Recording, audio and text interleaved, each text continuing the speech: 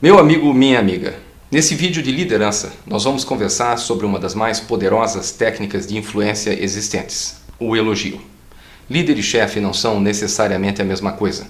O fato de alguém ocupar uma posição formal de chefe, gerente ou diretor de uma empresa não significa que exerça efetiva influência ou liderança sobre o grupo de pessoas. Sem descartar a crítica, ela faz parte do jogo, faz parte do processo, e todo líder vai precisar eventualmente criticar seus liderados. Eu quero deixar claro que os elogios são mais poderosos que as críticas.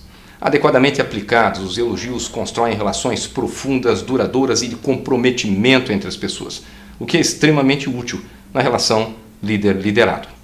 Eu quero apresentar a você agora um conjunto de 7 critérios que nos permitem obter dos elogios o que de melhor eles têm a oferecer, fazer elogios com melhores resultados. Primeiro critério: é muito importante que o elogio seja sincero. Abandone qualquer possibilidade de elogiar alguém se você acredita que essa pessoa não é merecedora do elogio ou se você acredita que aquilo que está dizendo não é verdadeiro. Se você elogiar de forma não sincera, você estará invadindo os lamacentos terrenos da bajulação e afastando a pessoa de você em vez de aproximá-la. O segundo critério muito importante é que o elogio seja curto.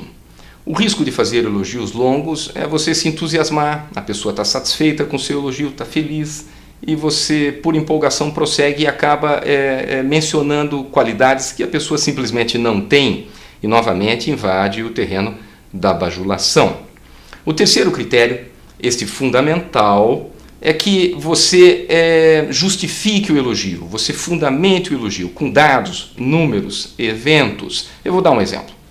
Eu chego para um colaborador chamado Pedro e digo: Pedro, você é um excelente colaborador, estou muito feliz, continue assim. E mudo de assunto ou me afasto. Veja, se o Pedro for uma pessoa de elevada autoestima, ele vai compreender esse elogio e vai aceitá-lo, e isso vai ser bom. No entanto, se o Pedro tiver baixa autoestima, ele duvida do elogio. Ele fica pensando: meu Deus, o que o Santana quer? Como é que eu posso fundamentar esse elogio? Eu repito, eu me aproximo do Pedro e digo: Pedro, você é um excelente colaborador, estou muito satisfeito com você. Eu puxei o espelho da folha a ponto e vi que nos últimos 2 anos você faltou uma única vez. Você nunca se atrasou nesses 2 anos trabalhando com a gente e 8 vezes, eu tenho isso registrado, 8 vezes você se voluntariou para fazer hora extra sem que eu sequer precisasse pedir, o que mostra boa vontade e comprometimento com as necessidades de nossa empresa. Você tem futuro aqui, Pedro. Veja, agora eu fundamentei o elogio, independente de ter elevada ou baixa autoestima. Pedro compreende, ele aceita o elogio, isso fará muito bem a relação. O quarto critério é que o elogio seja público. Aliás, como regra geral, é importante que você elogie em público e critique em particular. Quando eu falo em elogio público, não precisa fazer um escândalo e parar a produção na empresa. Atenção, todos parem de trabalhar, vou elogiar a Fernanda. Não há necessidade disso. Mas é importante que pelo menos mais alguém ouça o elogio que você está fazendo a Fernanda. Isso dá força a essa técnica de influência. O quinto critério, esse também é muito importante, é que os elogios sejam mais frequentes. Praticamente não existe chefe, diretor, líder que nunca tenha elogiado ninguém. Mas alguns líderes elogiam muito pouco, muito raramente, estão perdendo oportunidade.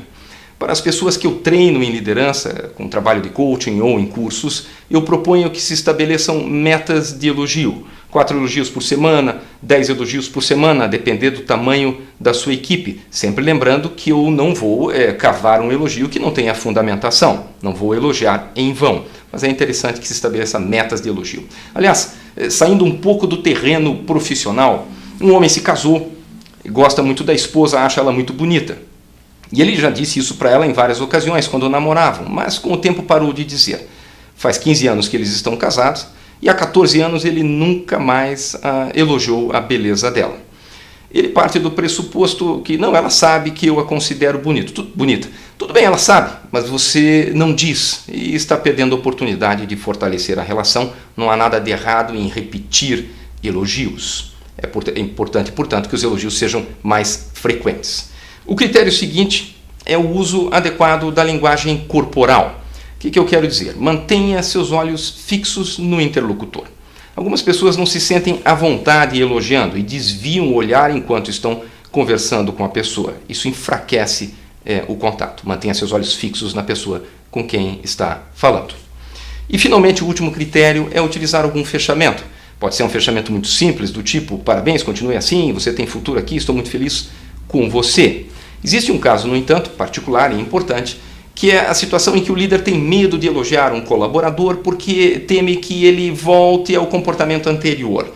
Eu vou explicar melhor. Você tinha um colaborador chamado Renato e ele era cronicamente atrasado, se atrasava com frequência. Você conversou com o Renato e sensibilizou ele à mudança, ele conseguiu superar isso, resolveu, agora ele cumpre o horário. Você tem medo de elogiá-lo porque ele pode fazer aquele raciocínio horroroso.